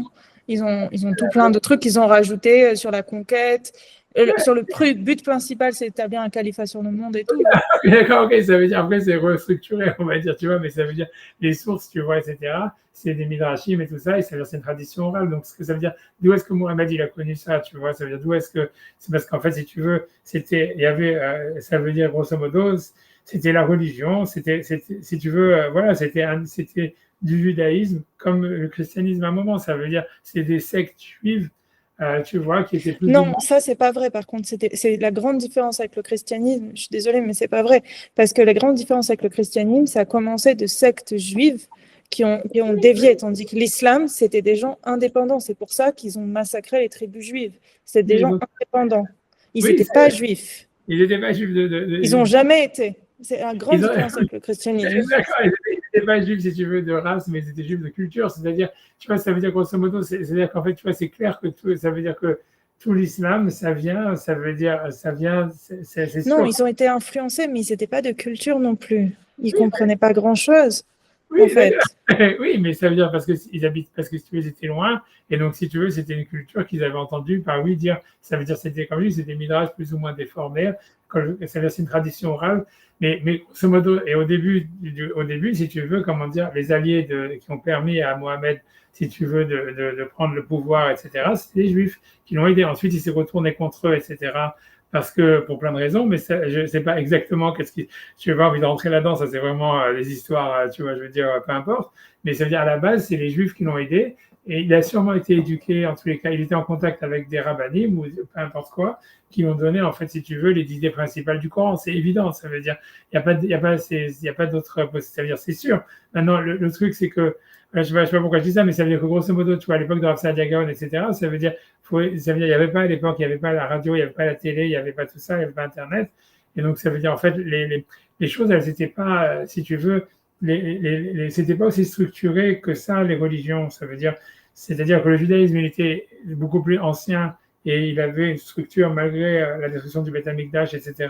Si tu veux, les communautés, donc elles étaient existaient avec tout le, si tu veux, avec tout le système de halakha qui était, on va dire, qui était ancestral depuis des siècles. Mais si tu veux, les peuplades autour, ils étaient, je sais pas quoi dire, tu vois, ils étaient, tu vois, ou idolâtres, ou ils passaient d'un truc à l'autre. Mais en fait, si tu veux, ils avaient commencé à croire en une foi monothéiste, etc. À ce moment, si tu veux, au début, Rav Saadia Gaon et tout ça, c'est parce qu'au début, en fait, il fallait, si tu veux, il y avait, ça veut dire, voilà, il y avait, je sais pas comment dire, moi, je suis pas un historien ni rien, mais on voit bien qu'il y a une volonté de définir justement c'est quoi le judaïsme par rapport à l'islam, parce qu'en fait, à la base, il y avait un amalgame. Et du côté des juifs et du côté des trucs, comme ça s'est passé avec le christianisme. Ça veut dire que c'est à travers les siècles, et c'est normal, ça veut dire. Parce que Mais en fait, je suis désolée dans le système, mais c'est un peu un contresens parce que, en fait, ce qui se passe avec le christianisme qui était vraiment plus dangereux, c'est que tous les premiers chrétiens, ils étaient juifs et que pendant 4 siècles, ils vont garder toutes les mitzvot. oui, Avec oui, l'islam, il n'y a jamais ça. Avec l'islam, oui, il va expliquer, enfin, j'ai lu les passages qui parlaient de ça, il va expliquer qu'il va mettre les tribus juives de son côté, parce que la meilleure manière de gagner la guerre, c'est par le mensonge et le vice, enfin par le taquilla, par convaincre les gens d'un truc. Et ensuite, ça a été le plan dès le début de les tuer. peut-être, hein, Et mais ensuite, l'influence, elle vient, c'est assez triste à dire, mais l'influence du judaïsme, des passages qui ressemblent à des midrash transformés, c'est parce qu'après avoir massacré les tribus juives, il va prendre malheureusement des femmes juives comme femmes, enfin contre leur gré, quoi. Et c'est elles qui vont écrire, ils savaient ni lire ni écrire, c'est elles qui vont écrire des passages. Et donc c'est pour ça que c'est des midrash transformés. Mais il n'y a jamais eu d'amalgame dans ce sens-là. ok, d'accord, C'est mais pas comme avec le christianisme, où c'est mais des juifs qui sont devenus chrétiens. je suis d'accord sur ça, je suis d'accord sur ça. Mais c'est-à-dire que par la suite, tu vois, quand la religion, si tu veux, elle s'est divulguée en dehors, si tu veux, de l'Arabie Saoudite, etc., etc., en fait, ça veut dire, comme je te dis, il faut comprendre, il y avait pas, ça veut dire, c'était pas comme aujourd'hui, tu n'avais pas Torah Box, j'en sais rien, où tu googles et tu as la réponse à ta question. Tu vois, ça veut dire, en fait, voilà, il y avait très peu de livres écrits, il y avait pas d'imprimerie, donc les livres, ils étaient que manuscrits, il y avait très peu de copies de livres écrits, etc. Et donc, en fait, si tu veux, l'enseignement et compagnie, il était, voilà, tu vois, tu crois en Dieu, oui, machin, blablabla, tu vois, tu veux te rapprocher. Tu vois, un rab, ça devait être un mec, tu vois, qui décidait que lui, il avait reçu une tradition de quelqu'un d'autre, d'un autre rab, et il disait, OK, je vais enseigner ça. À mon avis, tu vois, ça veut dire, ils n'étaient pas regardants à savoir, tu vois, à savoir est-ce que le type, il était juif, goy, machin. À la base, tu vois, je sais pas comment t'expliquer, c'était un truc beaucoup plus, comment dire, je sais pas, universel, tu vois, ça veut dire il n'y avait pas de, c'est du grand parce que nous maintenant ça nous paraît, voilà, il y a des luttes de religion, il y a c'est des trucs très structurés, c'est des peuples, c'est des nations, c'est tout ça. Mais à l'époque, tu vois, ça n'a pas commencé comme ça. Ça veut dire, Mais avec l'islam, ça a commencé comme ça, c'est la différence avec le christianisme. ça veut dire, je pense, tu vois, en tout cas, en Iran, tu vois, là où ça veut dire à Bagdad, ou là où il y avait les Géonim, etc., il semblerait, tu vois, que c'était quelque chose, tu vois, en fait, ça veut dire, il y avait une sorte de, il y avait une volonté à la base, si tu veux, ça veut dire les Juifs, ils avaient une possibilité de devenir la religion d'État. Et en fait, ça veut dire, et si tu veux, les Géonim, ils devaient définir c'est quoi cette religion par rapport à une autre, etc. C'est pour ça qu'il y avait un enjeu de définir le dogme très précisément. Un enjeu qui n'existait pas avant, tu vois. Ce que je veux dire par là, c'est parce que toi, tu m'as demandé dans le Moyen-Âge et tout ça. Ça veut dire, grosso modo, avant le Kalam, en fait, tout le monde s'en foutait de savoir si Dieu il avait un corps ou pas de corps. C'était une question, tu vois, complètement, tu vois, ça veut dire secondaire. Ça veut dire, Parce que c'était clair que c'était une parabole. C'était ça mon point.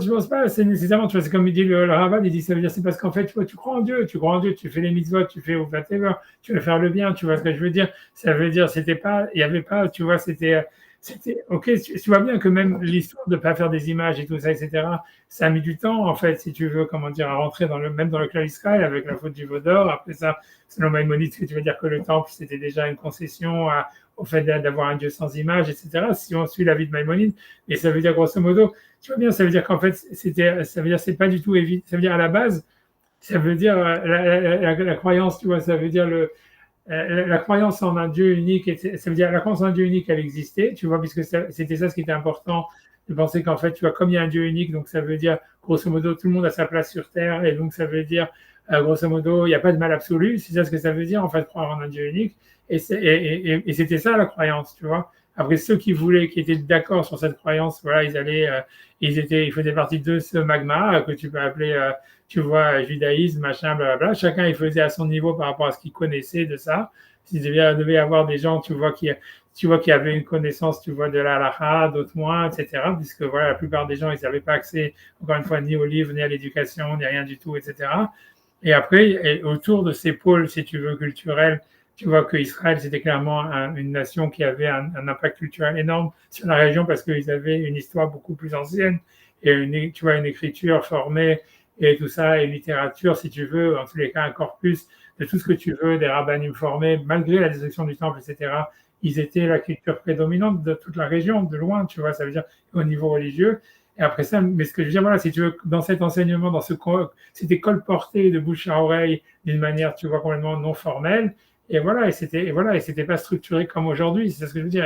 Et donc, après ça, l'idée de savoir est-ce que Dieu l'avait encore ou pas, c'était pas une question fondamentale que personne, tu vois, ça veut dire, c'était tout le monde. C'est comme tu veux. J'imagine que tu demandais à un rave, tu vois, avant, je veux dire, avant le 8e siècle, est-ce que Dieu a un corps? Et il te dirait, bon, si toi tu crois qu'il a un corps, alors crois avec un Dieu qui a un corps. Oui, Sinon, mais Maïmonide, il dit spécifiquement, eux, ils disent. oui, parce que lui, quand il dit lui, eux, ils disent, en fait, c'est a priori, c'est tous les rabbinim de son époque, tu vois, puisque lui, le livre, il n'est pas adressé aux musulmans, il est adressé aux juifs, tu vois.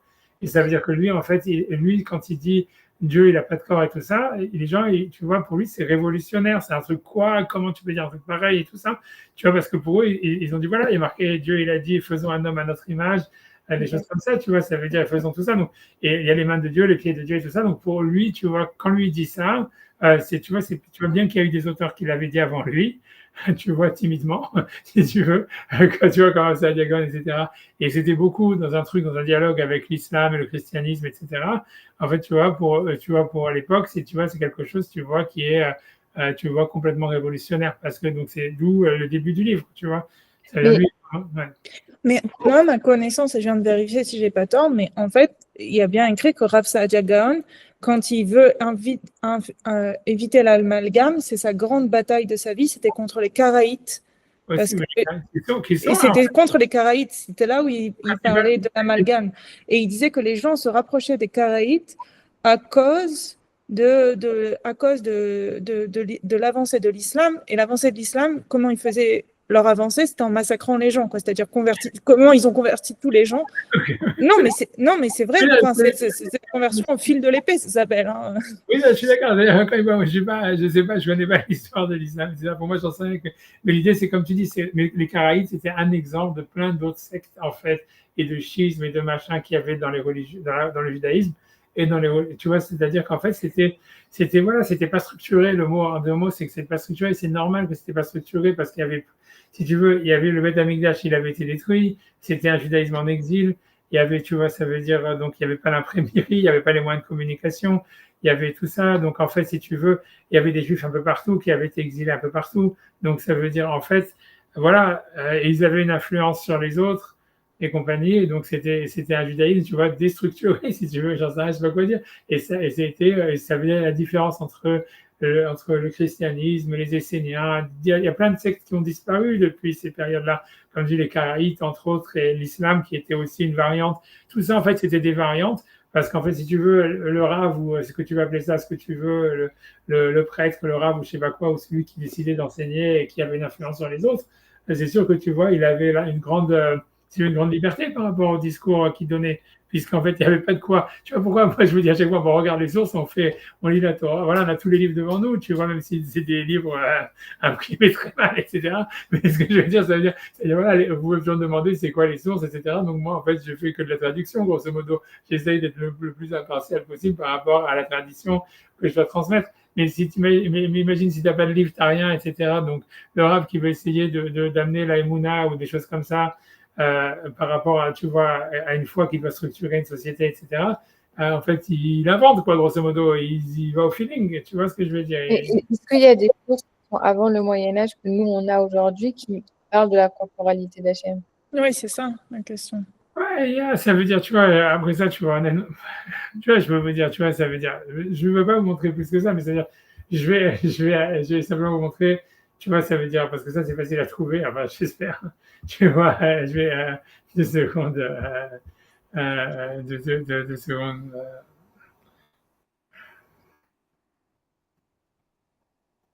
je vais essayer, 2 secondes, il faut que j'arrive à, 2 secondes.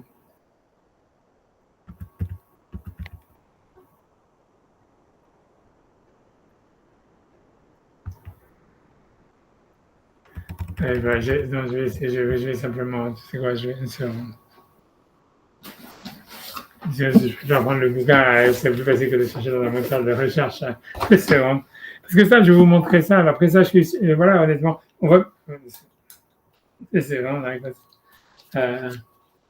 2 secondes.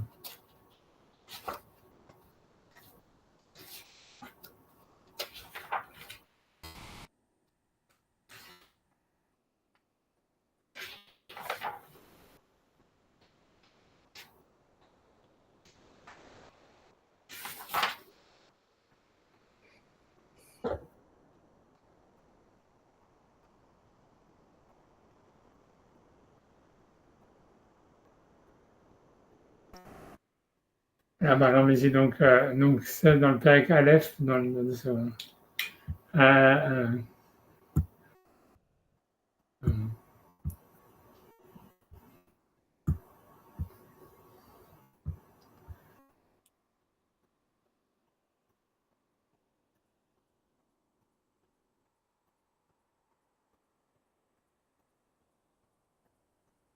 On peut prendre à partir de voir, pas déjà pas. Donc ça c'est Maïmonide, pas dans le Guide des Égarés, dans le Mishneh Torah, où c'est plus clair, on va dire, c'est plus facile, je sais pas, après c'est aussi déjà. Ok, donc il dit, ok, où là il essaie d'expliquer en fait que Dieu il n'a pas de corps. Tu vois, donc il dit que lui pense que, moi je lui je traduis et après en fait c'est rien que pour bien comme par rapport, c'est pas grave. Elohazé Echad ou c'est-à-dire ce Dieu-là il est unique, Veno Shnaim, il n'est pas deux, Velo Yeter Shnaim, il n'est pas plus que deux, et là Echad mais uniquement un. Shen Ki Yehudo, il n'y a rien qui est, on va dire, qui est comparable à son unité. Echad Mina Achadim Animsaim Baolam, ça veut dire qu'il n'y a rien qui se comparerait à l'unité des choses qui existent dans le monde, à part Hachem. Le Echad Kimin Shokolel Achadim Arbe, c'est pas un qui inclut, on va dire, plusieurs choses différentes. Le Echad Kegouf Shonechlak, les Machlakot Velekitsavot, et c'est pas un qui est en fait qu'on peut regarder par rapport à l'unité d'un corps qui aurait en fait des extrémités et des parties. Et la Yichud Shen Yichud Aher Kamoto Baolam, mais c'est une unité qui est incomparable dans le monde. Et il dit maintenant Ilou Ayu Elu Atarbe. Donc si jamais en fait, tu vois, même je veux dire que lui il pense que le panthéisme, c'est-à-dire le fait de croire en plusieurs dieux, c'est lié à la corporalité de Dieu. Donc il dit Ilou Ayu Elu Atarbe Ayu Gufim Ukviot. Ça veut dire là, s'il y a plusieurs dieux, c'est nécessaire pour lui de penser que ces dieux ils ont un corps. Puisque quelque chose qu'on peut compter, qui serait plus ou moins équivalent dans leur existence, ils peuvent être séparés. Et là, Bemoraïn, Shiyara, Begufot, Vagviot, donc ils peuvent se distinguer que par rapport à des attributs qu'il y aurait sur leur corps ou leur matière, on va dire. Et donc lui il dit la même chose, si Dieu il avait le créateur, il avait un corps ou voilà un corps, Ayal Oketz, il aurait une finitude, et Tachlit, voilà, il aurait voilà une finitude et une définition, voilà une finitude. Chez Efshar Liot Gouf Shen Loketz, puisque c'est impossible qu'il n'y ait pas de matière, on peut traduire Gouf comme matière, qui n'est pas une limite.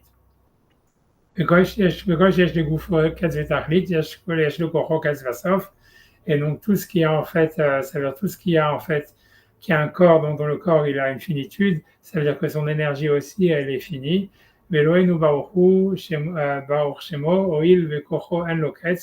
Donc puisque Dieu, puisque son énergie elle est infinie, et voilà, je veux dire, elle s'arrête pas, quoi, elle continue. Shara Galgal Sovev Tamid, puisqu'on voit que les astres, ils tournent toujours, puisque pour Maïmonide, ça c'est des trucs qui pensent que le mouvement des étoiles, c'est l'expression de la puissance de Dieu, que c'est encore une autre histoire. Donc, Ngoro Kwa Hagouf, donc ça prouve bien que son énergie, c'est pas une énergie qui est liée à la matière. Puisque c'est ce qui est lié à la matière, en réalité, elle serait finie quelque part. Donc lui, il pense, je vois ça dans le cas que il pense que l'énergie qui anime la matière, elle est infinie dans l'univers, et donc pour lui, il pense que c'est une preuve donc, que Dieu il est infini et qu'il n'a pas de donc il n'est pas matière. Donc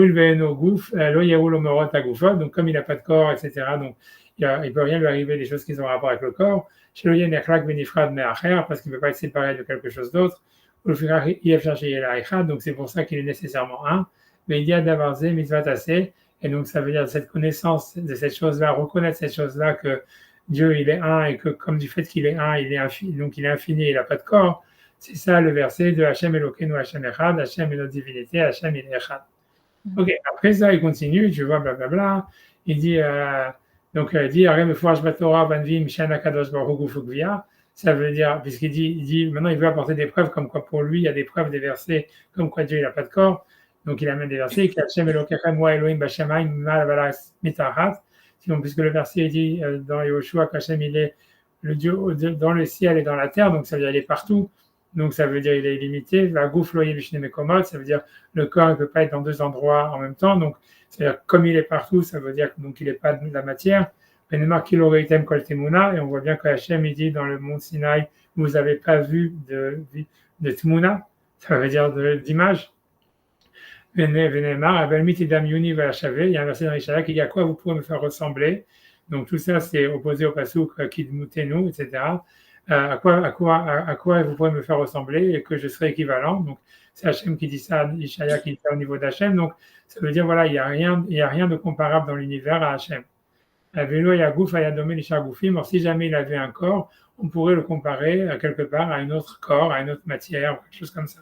Mais ça vient en fait donc il n'est pas il n'y a pas de corporalité. Ok, maintenant il dit donc par exemple dans le Marseillais on dit que les Bnei Israël ils ont vu sous les pieds d'Hachem comme une pierre de saphir. Et on parle aussi des tables de la loi qui sont écrites avec le doigt de Dieu. Ketuvim betzva Elohim, Yad Hashem, Ene Hashem, Ozne Hashem, la main de Dieu, les yeux de Dieu, les oreilles de Dieu. Kaetzi Baidvarim Aelu. Donc il dit à quoi les fidatam chez le Bnei Adam. C'est-à-dire tout ça, c'est parce qu'en fait lui veut dire que les gens ils sont pas capables d'appréhender un Dieu invisible. Shenan Makirin et la Goufod, lui dit moi que Shan Bnei Adam. Ça c'est l'avis de Maïmonide, que Maïmonide lui pense d'une certaine manière il pense que la religion c'est fait pour la masse et donc ça veut dire voilà quoi, c'est pas, ça veut dire voilà quoi, voilà, et donc bref, tu vois, et dans le guide des égards, il explique ça beaucoup mieux, mais c'est parce que ici il veut pas rentrer dans les détails de ça, mais tout ça je vous cite ça parce que tu vois, bon, tu vois, ça veut dire en tous les cas lui dit après que dans toutes les visions de la prophétie, on parle d'un corps, etc. C'est que des visions. Et c'est pas l'essence de Dieu, c'est que des visions. J'avance, si vous voulez, bon, allez, je fais dans les mots, Akol Kinouim, tout ça, c'est des expressions, chez Neymar, Im Shanoti Verak Harbi, donc dans Devarim, si jamais j'ai changé le glaive, le tranchant de mon glaive, Richerev Yeshlo, est-ce qu'Akadosh Baruch Hu il aurait un glaive, ou Vecherev Oreg, est-ce qu'il tue avec un glaive, et la Machal, mais simplement c'est une parabole, Akol Machal, et tout c'est des paraboles. Hayal Adavar, la preuve à ça, chez Navi Echadomer, chez Akadosh Baruch Hu, puisqu'il y a un verset qui dit dans Daniel, Nevouché Kitlak River, qu'il était habillé, Hachem il était habillé en blanc comme de la neige. Et Ishaïa il voit Hachem avec un habit rouge qui comme du vin, comme quelqu'un qui sort d'avoir quitiné une vigne, du raisin. Moshe Rabbeinu Atzmo Raou Alayam qui Gibor Ose Milchama. Moshe Rabbeinu lui-même il a vu comme un puissant qui fait la guerre, parce qu'il est Hachem Ish Milchama. Sinaï qui est Shaliar Sibour Atouf, et à Mont Sinaï il a vu comme un Shaliar Sibour qui, quand il a pris les 13 attributs de Rachamim, donc comme un Shaliar Sibour qui a un talis sur la tête. L'Omar, donc il dit Shen Lodmoud Vetsura, mais ça c'est pour nous dire qu'il n'a pas de forme, et là, à Kol Bemaré à Nevoa ou à Machazé, mais tout ça c'est des visions prophétiques et donc des visions, mais qui ne sont pas Dieu lui-même, mais qui sont simplement des aspects de Dieu ou des révélations du divin à l'homme, mais qui sont pas l'essence du divin, quoi. Varmita Dadava, un dato chez la dame est vide. Tu vois, mais la vérité de la chose, ça veut dire personne ne peut la comprendre. Ça veut dire qu'est-ce que c'est vraiment Dieu, c'est très difficile, c'est impossible à comprendre. Un dato chez la dame est vide, le chasik, le chokro, vezé shama katuv. C'est ce que le verset dit donc dans Eov. Acheker Eloa Timsa, Imatachlit Shaddai Timsa. Est-ce que tu peux comprendre la profondeur du divin? Est-ce que tu peux comprendre quel est le but ou quel est le sens de la divinité? Que c'est, tu vois. Après, tu vois, donc après, il dit ça. Il dit Mazé Shivikash Rabbeinu Lasik, Shamar Reninat Kevodecha. Ça veut dire, c'est ce que Moshe Rabbeinu il a voulu savoir en disant fais-moi voir ta gloire. Bikash Lida Midat Imatzo Shalakadosh Baruch Hu. Ça veut dire, il voulait comprendre c'est quoi l'essence ou la vérité de l'essence de la création, de l'existence de Dieu.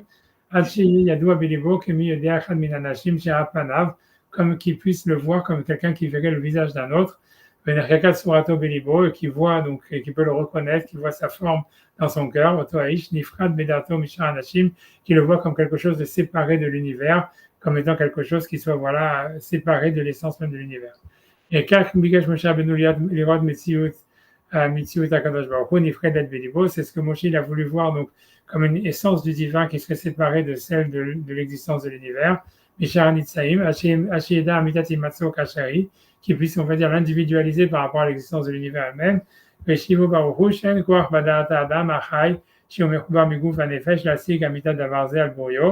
veut dire que l'homme, il ne peut pas vraiment comprendre ça. Donc ça veut dire qu'il lui a fait quand même connaître quelque chose qu'aucun autre homme n'a pu voir et que personne d'autre ne verra après.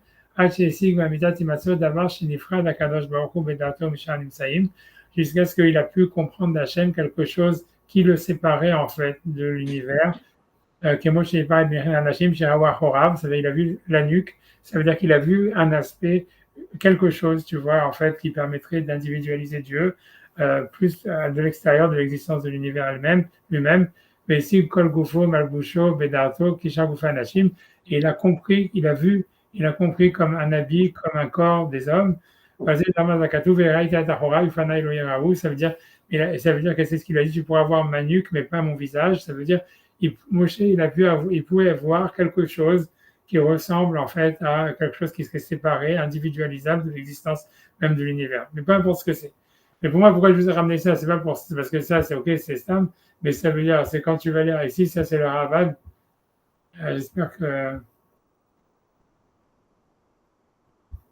c'est une zone. Moi, c'est dans la Hayoud. Je suis sur quoi? Des secondes. J'espère qu'ils l'ont. Moi, que ce soit.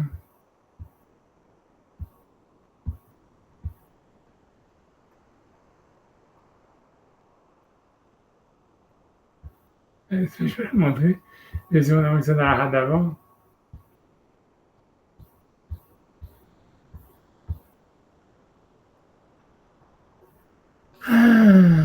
Des secondes.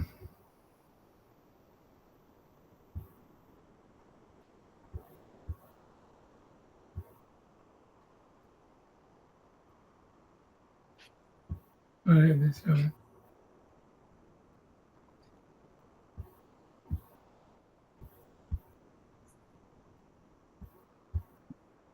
Est-ce que je vais le montrer? Et bah, tu vois, c'est une seconde. Je vais essayer quand même de. Ça m'étonne, tu vois, j'arrive pas à croire qu'ils l'ont.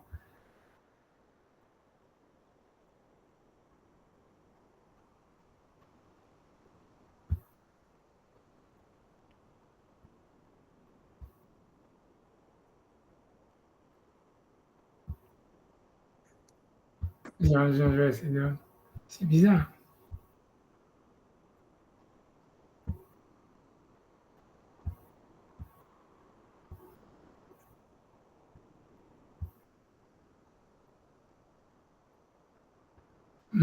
Je sais pas comment je peux le.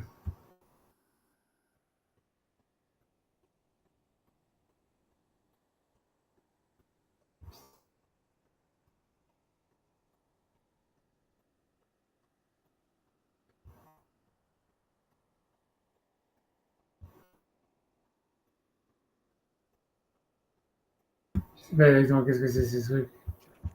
Ça, je peux. Bon, 2 secondes, je vais essayer de faire un 2 secondes. C'est bizarre, honnêtement.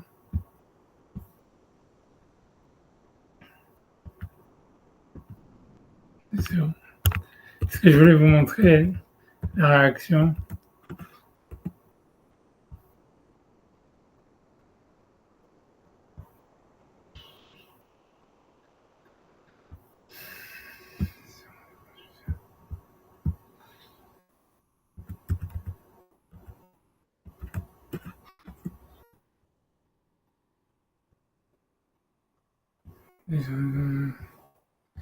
Je sais pas comment je vais essayer de retrouver comme ça. Si je fais ça. Désolé, hein, c'est là encore, qu'est-ce qu'ils ont fichu. Avant, c'était.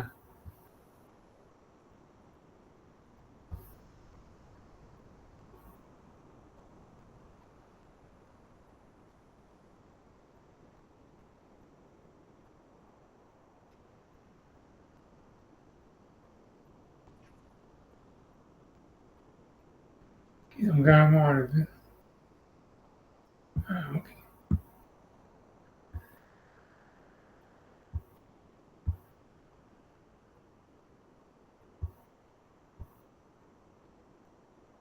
Qu'est-ce qui s'est passé? Ça veut dire. Désolé, j'essaie de chercher, mais j'ai pas de résultat. Ça veut dire. Je sais pas, il y a encore eu de la censure. Je sais pas, je sais pas que 2 secondes, je vais essayer de. Désolé hein, de faire ça, mais en plus. Ouais, 2 secondes, je vais 2 secondes, je suis obligé de chercher. J'essaye parce que je voulais vous montrer quand même, c'est important. Mais je n'arrive pas à comprendre qu'ils ont 2 secondes. Je vais essayer de 2 secondes. Sinon, je peux prendre une photo et je peux vous montrer après, mais.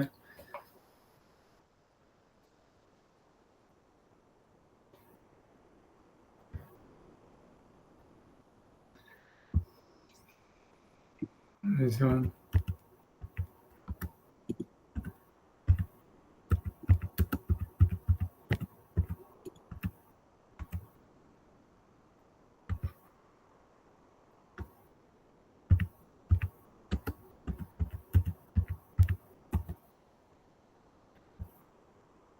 Ça veut dire qu'ils ont censuré encore une fois. C'est carrément fou. Ok, donc 2 secondes, je vais devoir aller sur Eboobook. Ça veut dire qu'ils ont enlevé. Je suis désolé hein, de truquer ça, mais il y a 2 secondes. 2 secondes. Je pense que.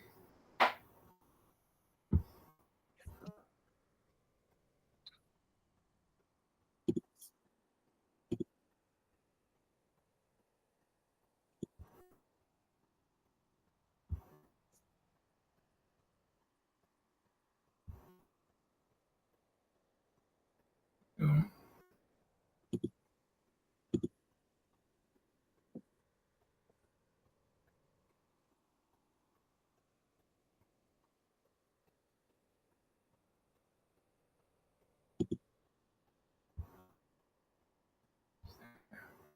Et même là,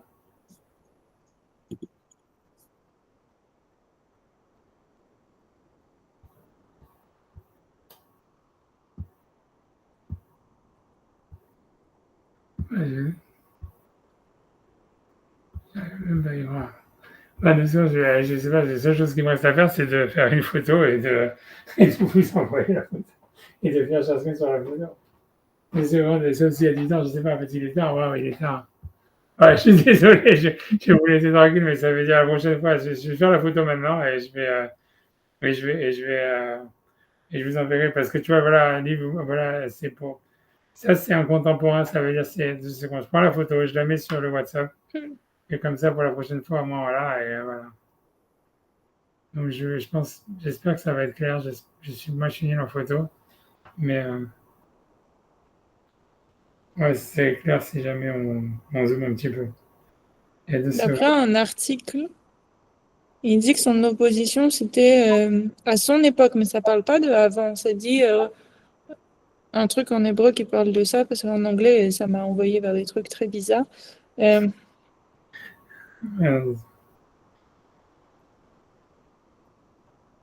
Voilà, je vous avais envoyé la photo, tu vois, ça c'est le texte, ça c'est l'édition de Maïmonide normale, ça veut dire, voilà, et en fait vous avez, je sais pas si, attends, je peux faire share screen une seconde, mais sinon, le truc c'est que je vais commencer l'autre maintenant après, hein. Mais c'est comme ça, bon, vous l'avez, je vais essayer quand même de, si je fais ça, une seconde, je vais essayer de faire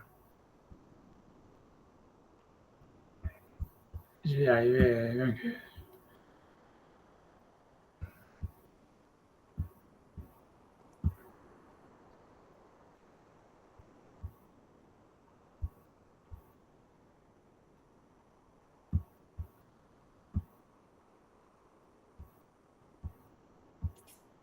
donc ça, c'est la Zakat Arabat sur le Rambam qu'on a étudié. Je sais pas si c'est assez grand, je peux essayer de zoomer un petit C'est bon.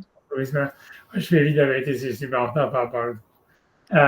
Ok, Amar Abraham, tu vois, donc c'est après qu'il a cité le fait de dire que Dieu, il n'a pas de corps et tout ça. Donc ça, c'est le Ravad, c'est le commentaire, tu vois, normalement, qui est contemporain de Maïmonide, mais qui c'était la réaction générale de tous les rabbinim de son époque.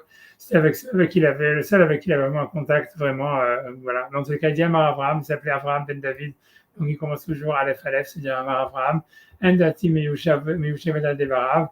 Il dit ces paroles générales, je ne comprends pas ce qu'il veut dire, ou c'est, à mon avis, n'est pas d'accord avec ce qu'il dit.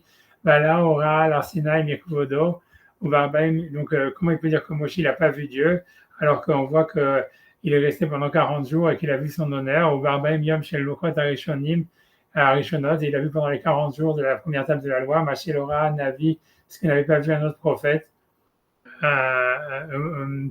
Jusqu'à ce que les anges ils étaient jaloux de lui, ou Bakshul et Dachafo, ils ont voulu le repousser, alors qu'il s'est retenu sur le trône céleste, et qu'est-ce qu'il avait besoin de tout ça. Et bon, bref, tu vois, mais ce qui veut dire à la fin, tu vois, ça veut dire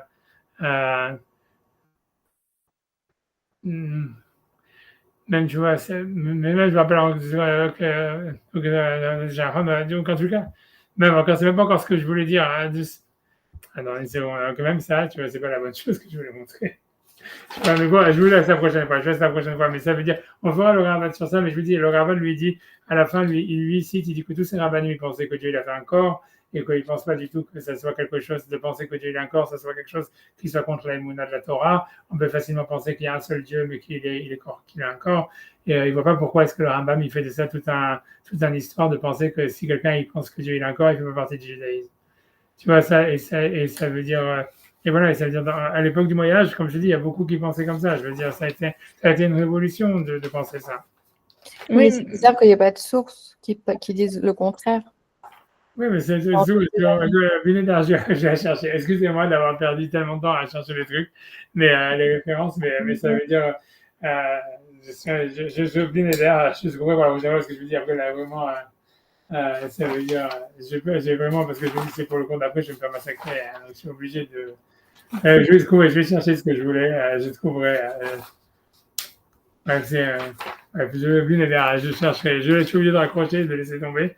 Mais venez derrière la prochaine fois, je continue et je vais trouver aussi un guide des égarés avec une impression un peu plus claire que celle qu'on est en train de faire. Et voilà. Mais voilà, donc, désolé, voilà. Je vous laisse tranquille. Merci en tout cas pour tout. Merci. Au revoir. Au revoir.